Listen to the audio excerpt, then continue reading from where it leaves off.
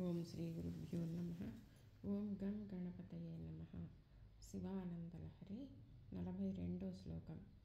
గాంభీర్యం పరిఖాపదం ఘనధృతి ప్రాకార ఉజ్జద్గుణ స్తోమచ్చాప్తబలం ఘనేంద్రియచయో ద్వారాణి దేహస్థితః విద్యావస్తు సమృద్ధిరిచ్యఖిల సామగ్రీ సమేతే సదా దుర్గాతిప్రియ దేవ మామకమనో దుర్గే నివాసం కురు.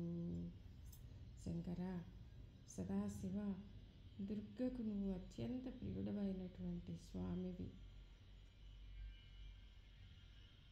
నా మనస్సు అనేటువంటి కోటలో జ్ఞానము అనేటువంటిది సర్వరకాలైన సంపదలుగా నా జ్ఞానమే ఉన్నది. నా మనస్సు అనేటువంటి కోటలో, ఈ కోటకు ఇంద్రియాలు, బాహ్యేంద్రియాలు, కర్మేంద్రియాలు, జ్ఞానేంద్రియాలు, ఇవన్నీ కూడా అంతరేంద్రియాలు, ఇవన్నీ కోటకున్నటువంటి ద్వారాలుగా ఉన్నవి.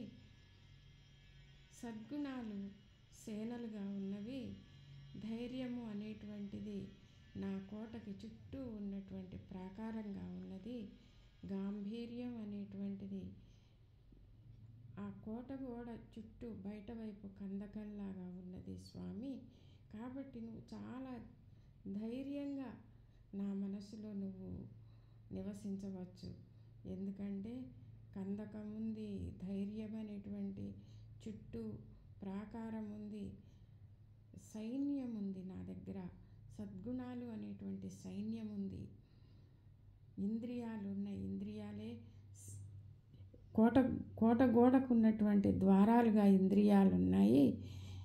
జ్ఞానము, ముఖ్యంగా జ్ఞానము అనేటువంటిది సర్వ సంపదలుగా నా మనసులో విరాజిల్లుతూ ఉన్నది శంకర.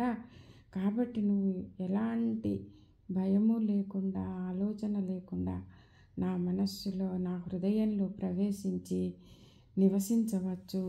సదా నువ్వు నా దగ్గరే, నా హృదయంలోనే నివసించవచ్చు శంకర. ఓం శ్రీమాత్రే నమః.